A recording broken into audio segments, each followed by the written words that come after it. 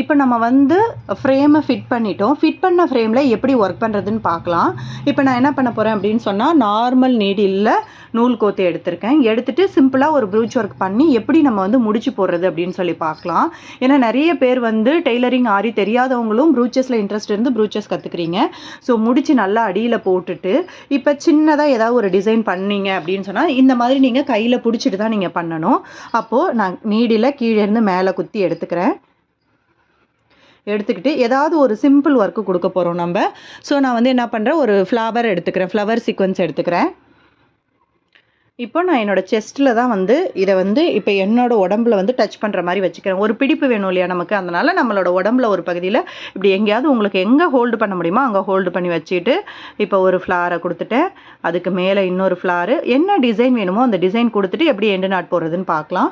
அதுக்கப்புறம் இதுக்கு மேலே கொடுக்கறதுக்கு ஒரு நம்பர் பீடு கொடுத்துக்கிறேன். நான் சின்னதாக எடுத்திருக்கேன் நம்பர் பீடு. லோரியல் எது வேணாலும் நீங்கள் கொடுத்துக்கலாம். நான் வந்து ஒரு நம்பர் பீடு கொடுத்துக்கிறேன்.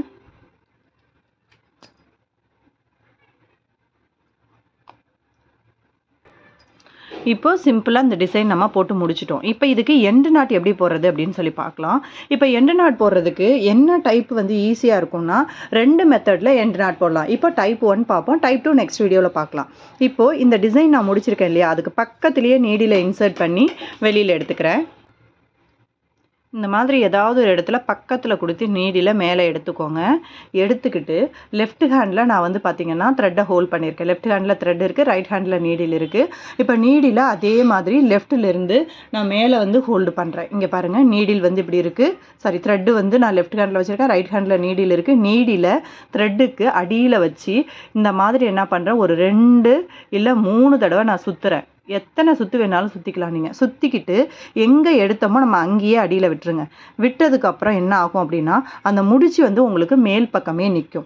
இந்த மாதிரி இழுத்து கீழே விட்டுருங்க. விட்டுட்டீங்க அப்படின்னு சொன்னால் இந்த முடிச்சு பாருங்கள், உங்களுக்கு இந்த இடத்துல பிங்க் கலர் முடிச்சு வந்து இந்த இடத்துல மேலேயே நிற்கிது. ஓகேங்களா? இப்போது நான் பொறுமையாக கீழே இழுக்கும்போது அந்த முடிச்சு வந்து உங்களுக்கு அடியில் போயிடும்.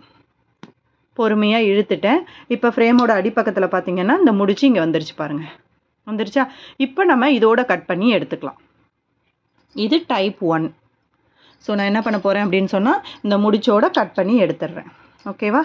ஸோ இது டைப் 1. நெக்ஸ்ட் வீடியோவில் டைப் 2 பார்க்கலாம்.